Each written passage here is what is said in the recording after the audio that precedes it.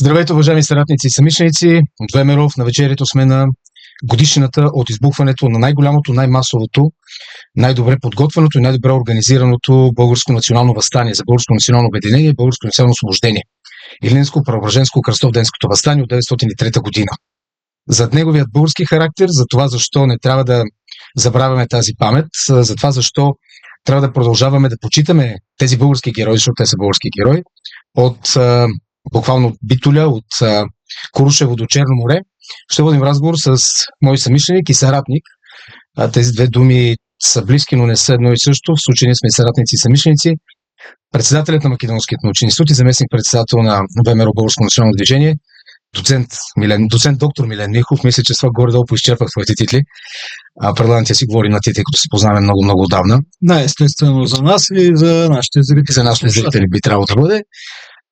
Милене, но тази тема е огромна, може да говорим много по нея, но бих искал да започнем от там. Какви са основните искания на въстанието и какви са причините за негото изпълване? Въстанието трябва да се разглежда в контекста на наложилата се, може да кажем, българска доктрина за реализирането на идеята за националната държава или тогава за освобождението и обединението на всички българи. И тази идея в края на 19 век възпроизвежда, дали за добре или зле, модела на източна Румелия. Налага се сред революционните дейци, сред политическите кръгове, сред българската дипломация идеята, че за Македония и Одринско, където живеят българите, трябва да бъдат приложени реформи, подобни на тези в източна Румелия, под контрола на великите сили.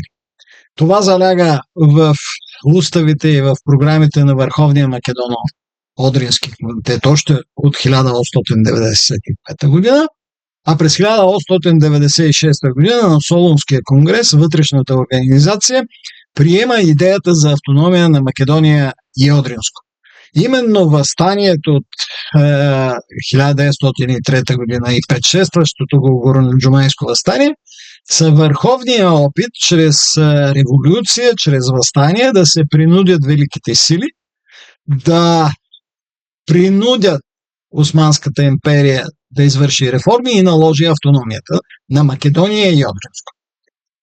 Според, то няма спор всъщност, но фалшификацията в Скопие непрекъснато отрича българския характер на въстанието, ние до някъде сами сме си виновни за това, защото забравяме да ги обединяваме. Казваме Елинското въстание, тракийци, тракийското въстание, македонското въстание и след това отбелязваме и въстанието в Разлог. Но по същността си, по организация, подготовка, въстанието е едно. От юли месец или от 2 августа, чак до края на септември. Какви са... Това въпрос клише, е хубаво да го изясниш. Въстанието е българско без всяко съмнение. Какви са неоспоримите доказателства за това? За названието. В българската историческа памет има поредица от антиосмански въстания, които носят регионални определения. Първо Чипровско, първо, второ Търновско въстание, Старозагорско въстание. Но общо националните прояви на съпротива се определят с времето, когато започват. Затова говорим за Априлско въстание, като едно общо национално въстание, започнало в 4-ти революционен окръг, но обхванало включително и територията на днешна Северна Македония. Затова Илинденското Преображенско въстание в първите години след него се определя като Илинденско въстание.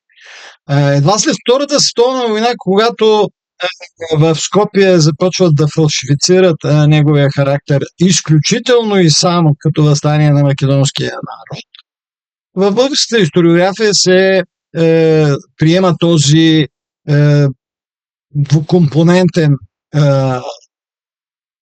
това двукомпонентно обозначение Илинденско Преображенско въстание.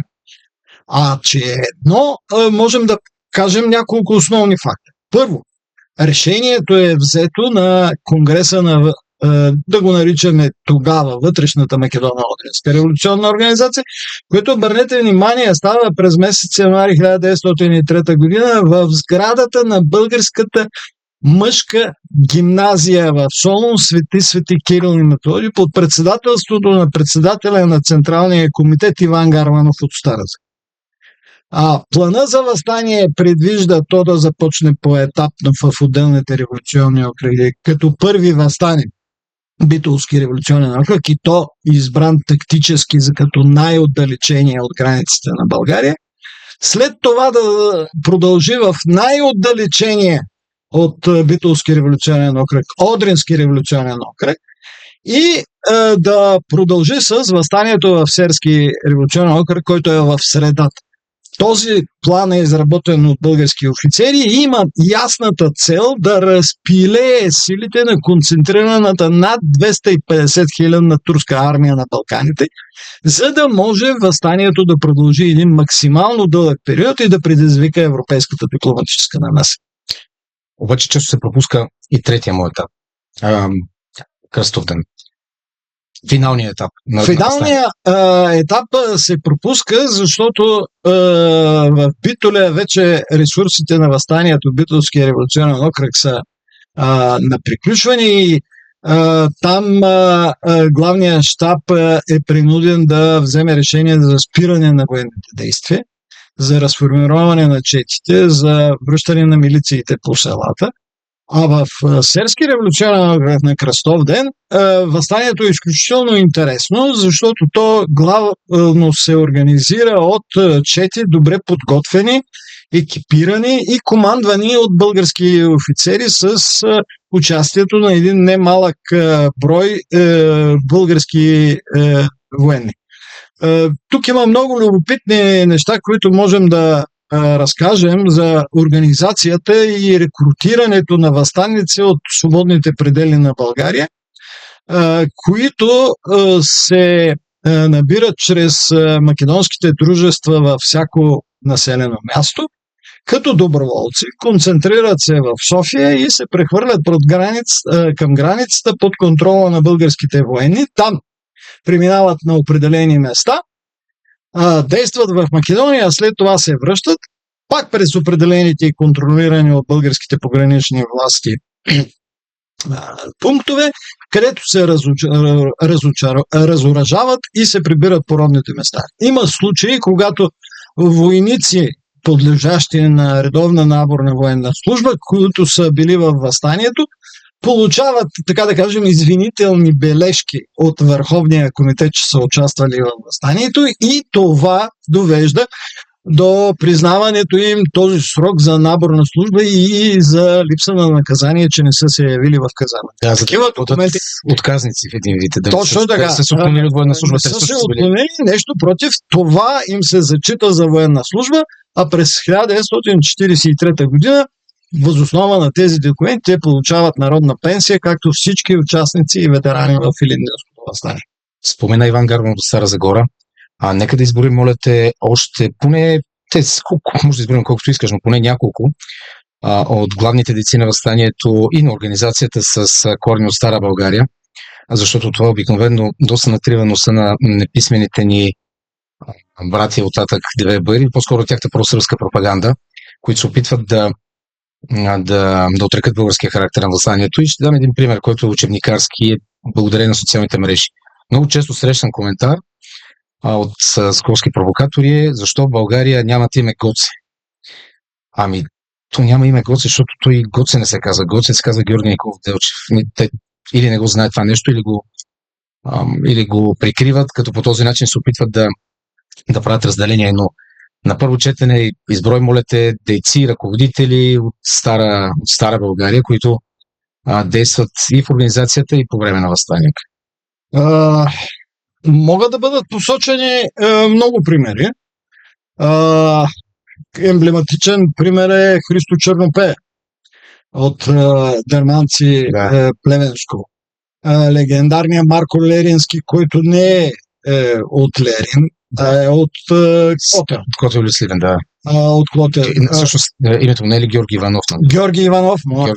Трябва да кажем, че и на Христо Чернопеев не му е истинското Той е име. Чернопеев. Той е Чернопеев и когато пристигат в Македония, естествено принципите на конспирацията, те приемат други имена, за да прикрият своята достоверна биографична същност. Легендарен е примера с Кръстю Асенов, племенника на Хаджи Димитър. На следващо място трябва да посоча един малко известен офицер, който е от Велико Търново, подпоручик Александър Панайотов, който е на 25 години и в началото на 1903 година напуска своята много хубава служба в военното училище и заминава в Македония. Той присъства като делегат на конгреса в Смилево. Избран е за колийски войвода на Преспа и води военните действия и четите в Преспанска околия. Той загива трагично през септември 1903 година и Христо Силянов пише, че той остава последен от войводите, докато последните селяни не се преберат по селата. Той загива на бреговете на Преспанското езеро в тръстиките, които потерята подпалва и изгаря жив, можем да кажем, на брега на езерото. И един 25 годишен младеж от Велико Търново оставя живота си и кариерата си и доброто възнаграждение и възможността да стане един от славните бъдещи български командири, отдавайки своята младост в борбата за освобождението на Македония. Ако не бъркам, и Христо Чернопеев, когото ти също спомена, от Дърменци, там близо до Турос.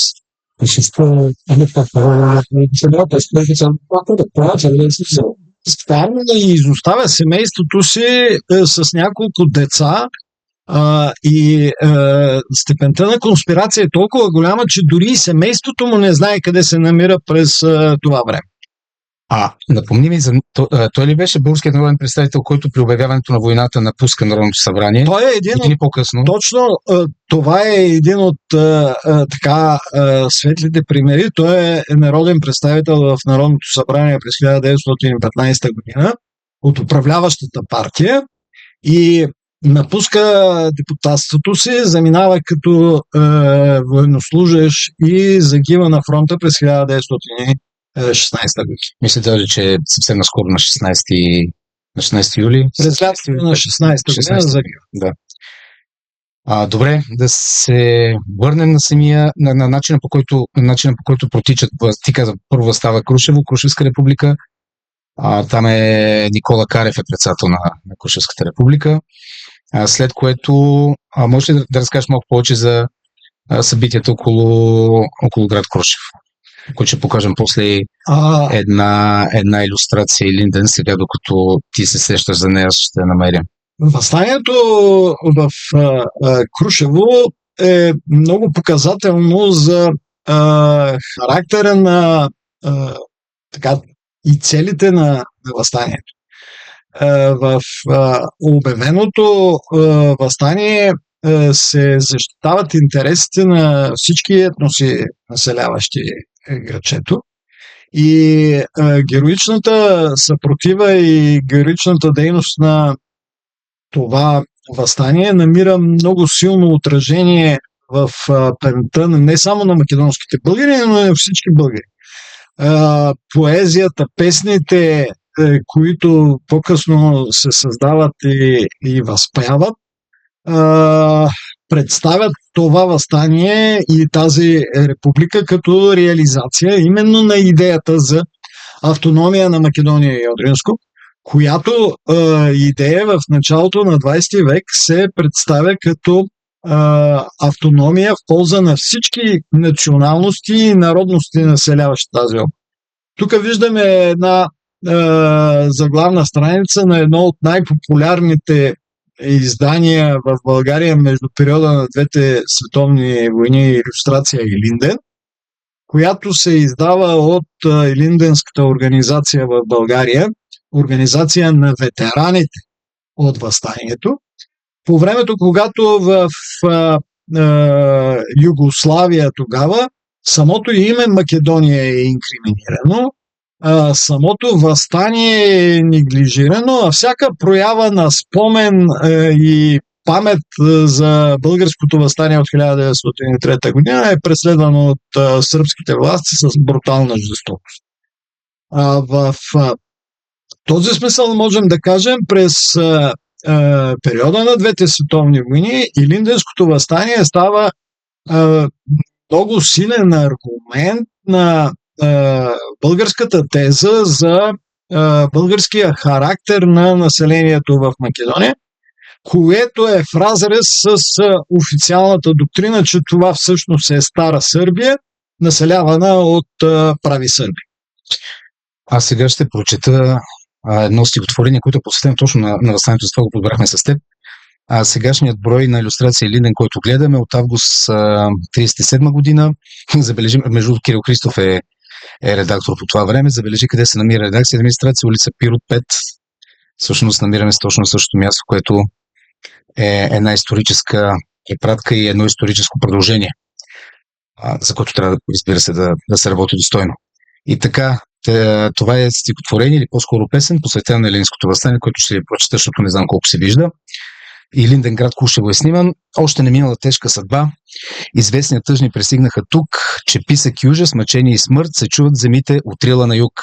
Сърце ни за брата веднага затоптя, кръвта ни в жили замъз закипя, стига вече робия, стига вече тегло, за сладка свобода е време дошло. После ще го публикуваме и цялото надолу, за да може да си го четете, за да не ви прави литературни четения, но малко ли много това доказва още 37 година, че вече историята, произхода на въстанието по никакъв начин не се разбират като нещо различно от България от българите. Ти не случайно каза преди малко, си позволете допълна, за това, че мнозинството от хората в Крушево подпомага въстанието. Пито Гули участва също така, той е влах по произход. Сина му Никола Гулев е войвода после, и водач на ВМРО и организира чети и така нататък.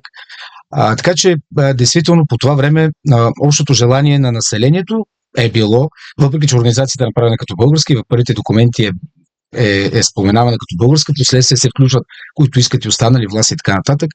Всъщност, освобождането от коленето на турското робство, на османския рем и освобождаване. Да минем от Битолския революционен окръг, ако искаш, към Тракия малко, където така е основно пък и твоите корени, близко Старозагорско.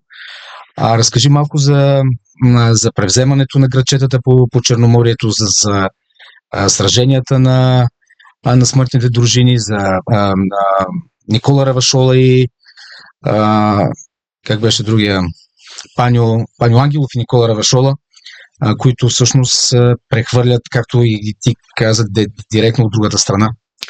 В Одрински революционен окръг можем да кажем, подготовката и осъществяването на въстанието върви паралелно и успоредно с това в Битолски революционен окръг.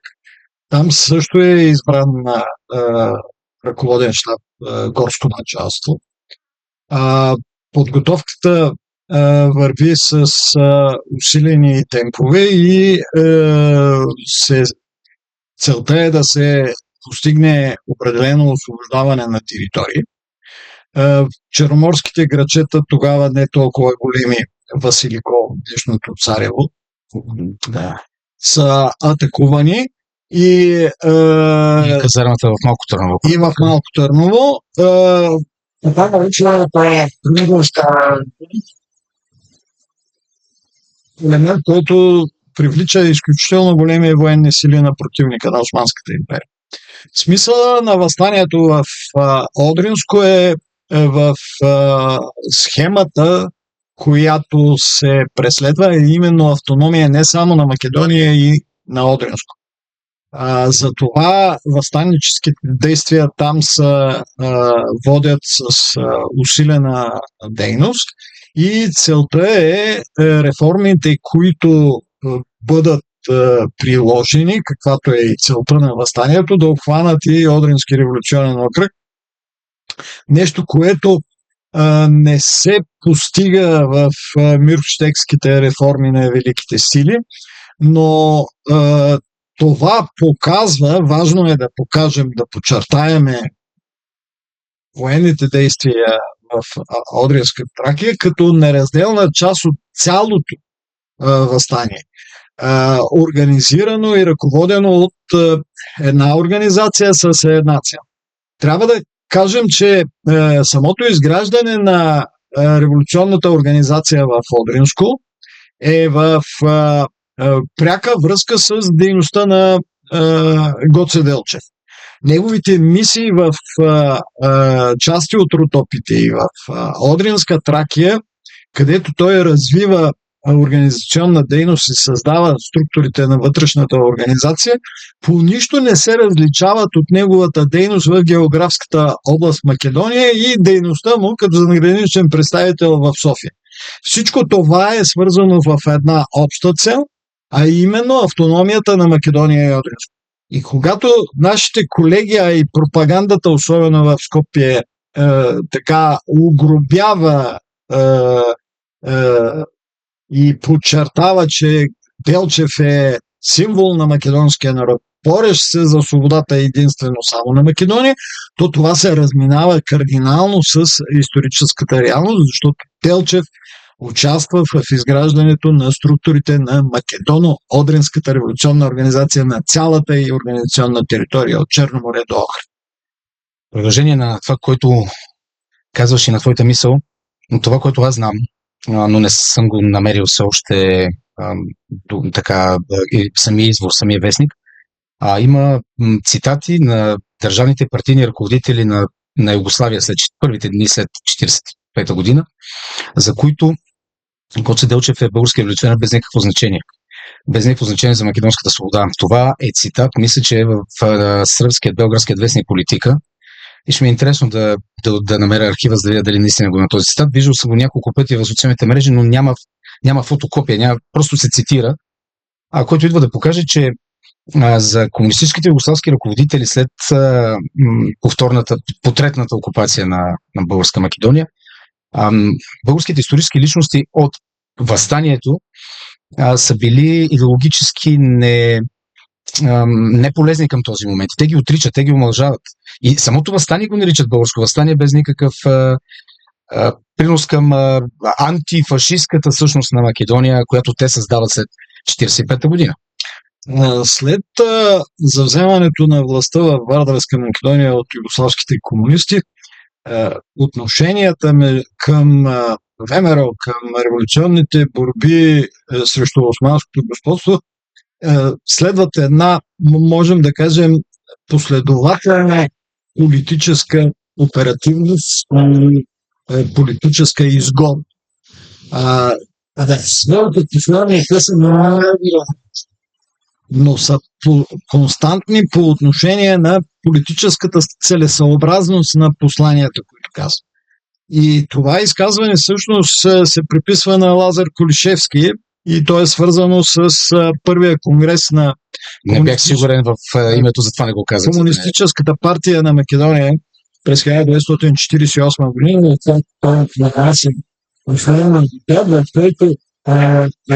Можем да кажем така императивно кодифицирана представата за историята на македонския народ, която трябва да бъде доказана от професионалните историци, които все още ги няма не са произведени към това. Не са произведени.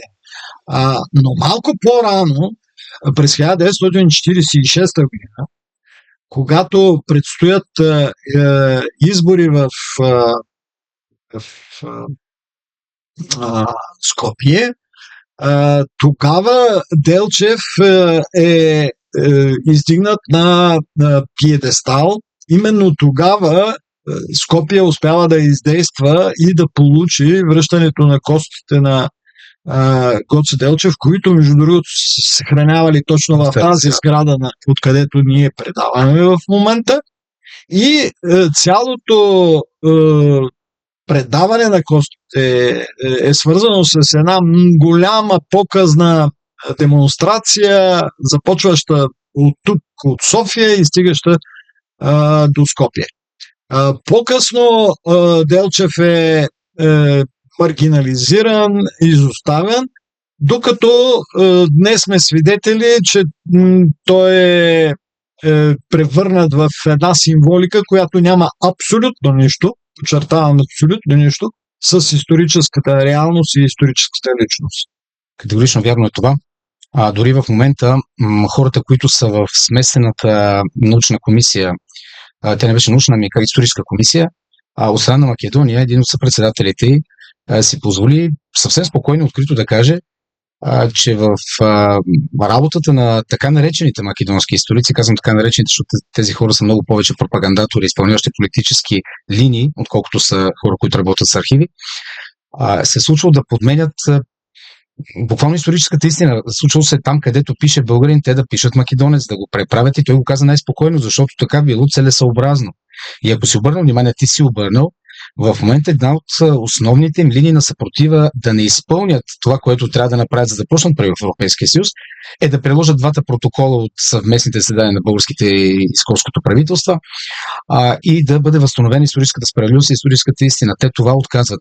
Те казват, няма да ви дадем Гоце Делчев. Ма как ще ни дадете Гоце Делчев, при положение, че той собствената си ръка е писал на Никола Малешевски, прословутото писмо, което всички знаем наизуст и цитираме вече по памет абсолютно точно, за това, че разделенията не трябва да ни плашат. Една традиционна диагноза на българите. Да, и между другото доста вярна, за съжаление, до ден днешен. За съжаление, вярна е до ден днешен, абсолютно.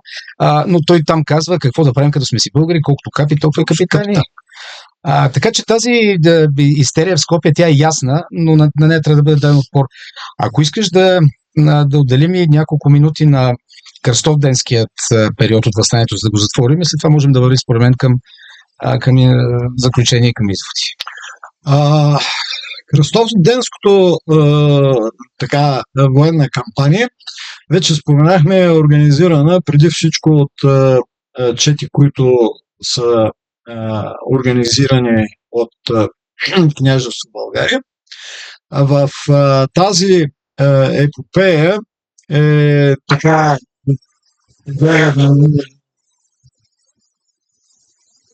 смъртната чета на Радон Тодев. Нещо, което е така рядко в историята, не само на нашия народ. Припомням тази история, че е една чета, която действително се обявява за смътници. По искане на войводата е опята живи в църквата, и тяхната цел е да защитават населението от настъплението на османската армия, докато те успеят да се измъкнат по пътя към свободна България.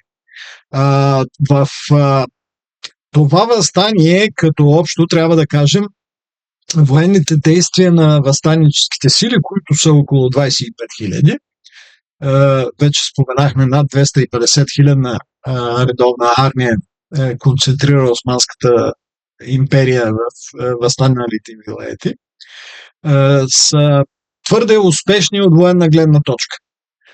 Операциите на четите нанасят изключително големи поражения на османската армия, давайки далеч по-малко жертви от редовните въстаници.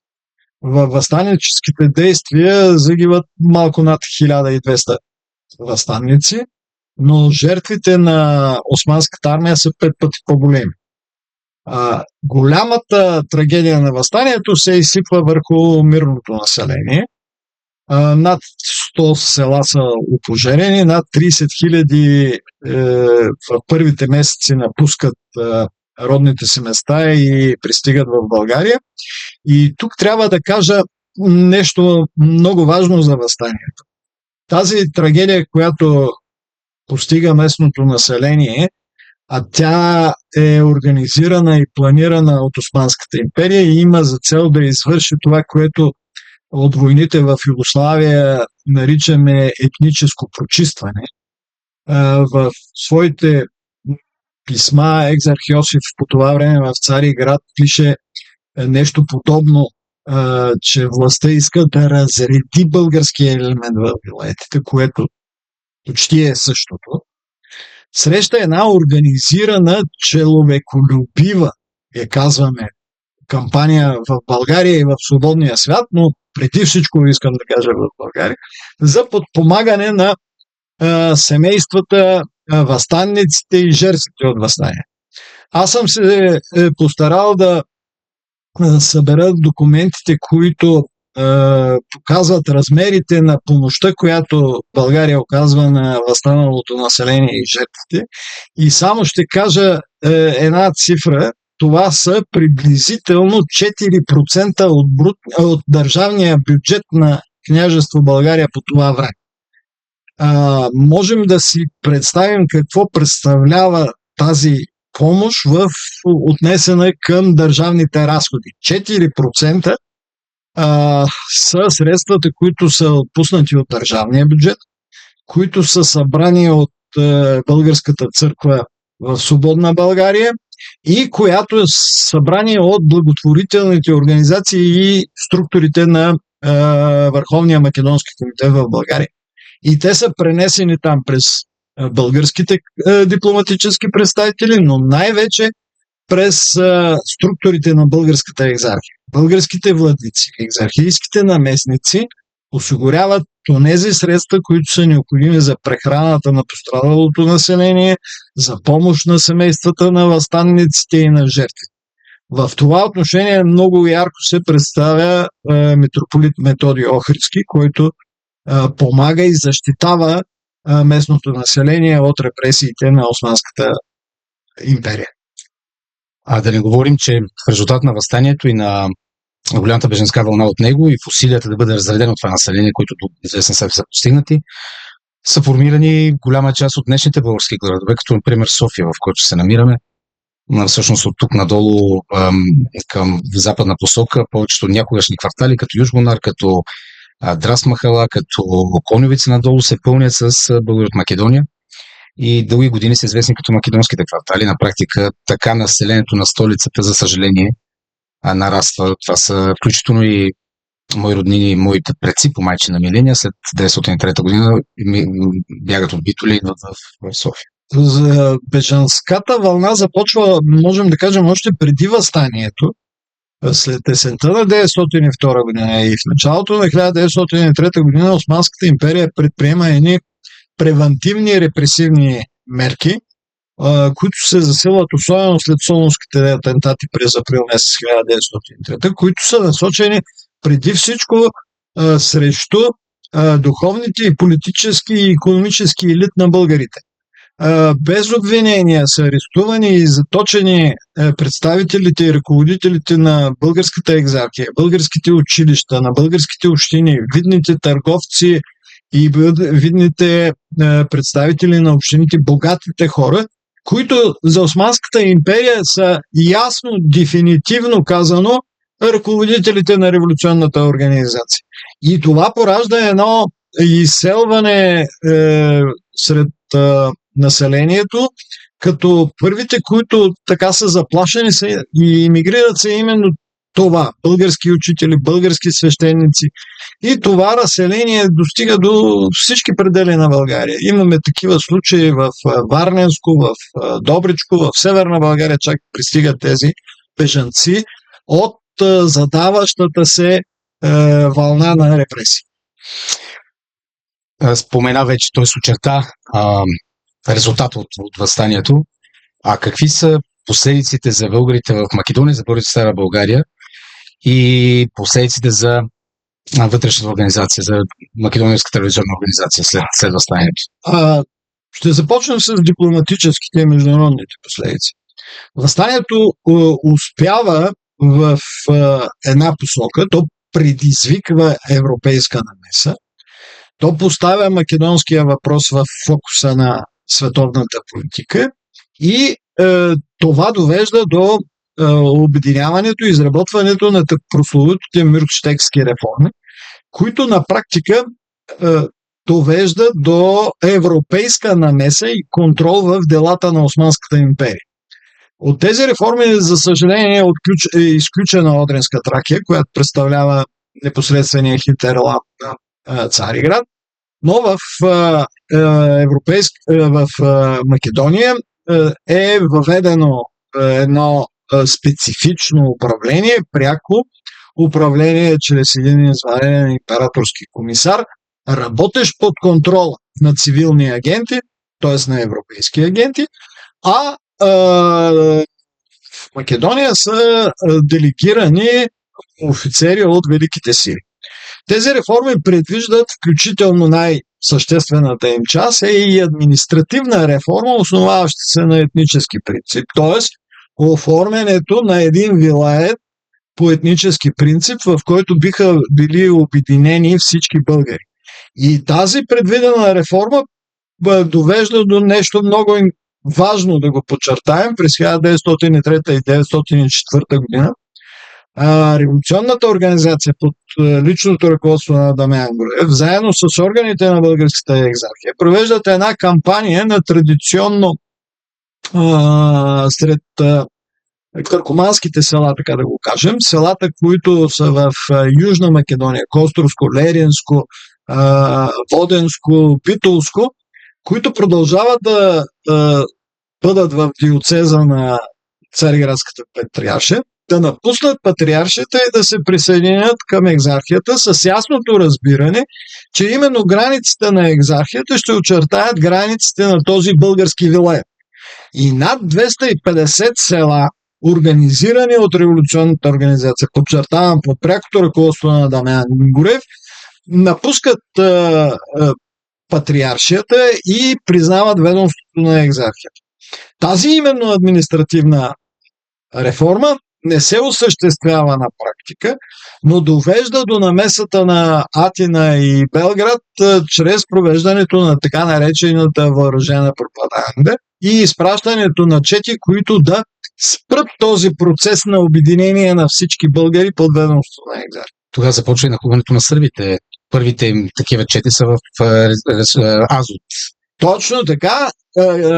Това поставя началото на така наречената битка за Македония в гръцката митология и на македономахите, борците за Македония. В вътрешно отношение революционната организация изпада в едно разногласие.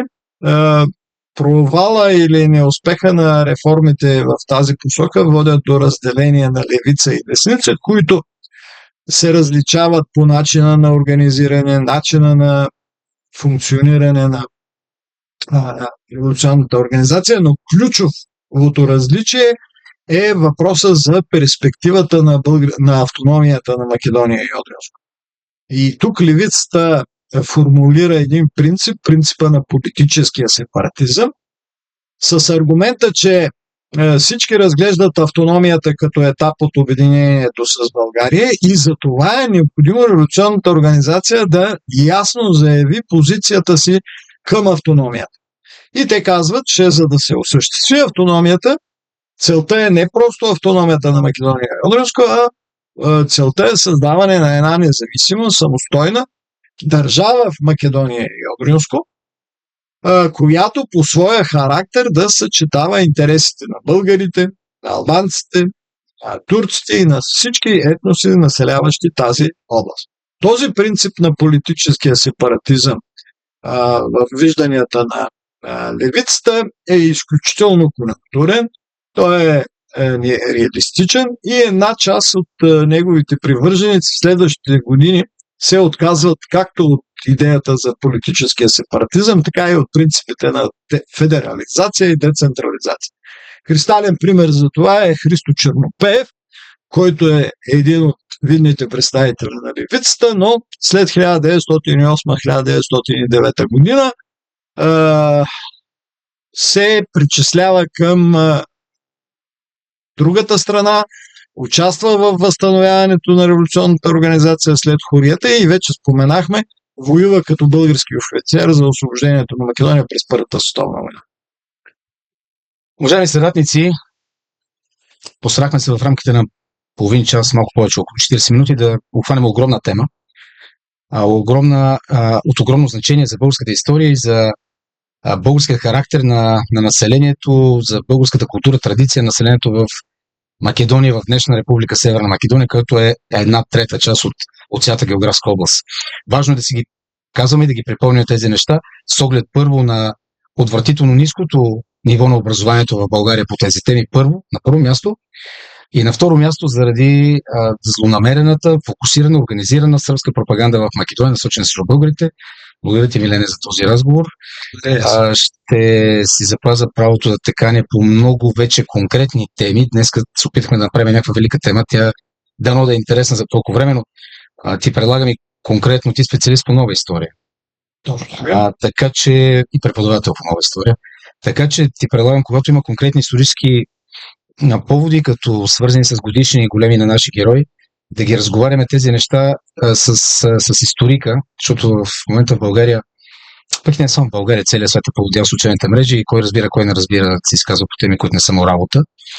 Така че ще говорим много по тези неща, а вас, уважаеми наши съратници, ще ви оставим с "Изгрей зора на свободата", марш на македонските революционери, в памет и вечна слава на героите и на жертвите от, както казах, най-голямото, най-добре организираното, най-мощното българско въстание от Крушево до Черно море и от Илинден през Преображение и Кръстов ден на бунтовната българска 1903 година. Вечна памет, Бог да ги прости и да живее България!